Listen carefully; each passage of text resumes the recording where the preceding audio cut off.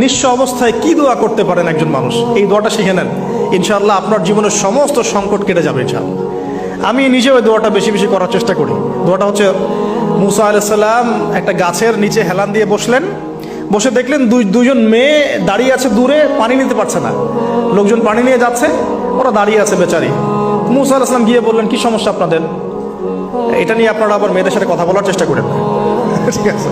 তো মাহারাম গায়রা মাহারাম মেনে চলে। তারা বললেন যে আমাদের বাবা অনেক বৃদ্ধ মানুষ, আমরা পানি নিতে পারি না যতক্ষণ না আমাদের কম পানি নিয়ে চলে যায়। মুসা আলাইহিস সালাম তো একটু বললাম না, ফিজিক্যালি খুব স্ট্রং ছিলেন, থাকে না বডি বিল্ডার, সামনে গিয়ে কথা বলে সরো পানি নিতে দাও, তখন মানুষ একটু মূল্যায়ন করে না। তো মুসা আলাইহিস সালাম এভাবে পানি নিয়ে দিলেন এবং বাছুরদেরকে পানি পান করালেন, করিয়ে গাছের নিচে এসে বসে আছেন।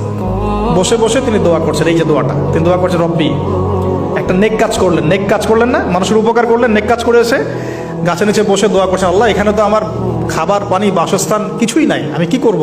রব্বি ইন্নি লিমা আনজালতা ইলাইয়া মিন খায়রিন ফাকির, রব্বি ইন্নি লিমা আনজালতা ইলাইয়া মিন খায়রিন ফাকির। আবার বলেন, রব্বি ইন্নি লিমা আনজালতা ইলাইয়া মিন খায়রিন ফাকির। অর্থ হচ্ছে, হে আল্লাহ, তুমি তোমার পক্ষ থেকে আমার উপরে যে নেয়ামতগুলো দিবে, আমি এর জন্য ফকির হয়ে বসে আছি আল্লাহ।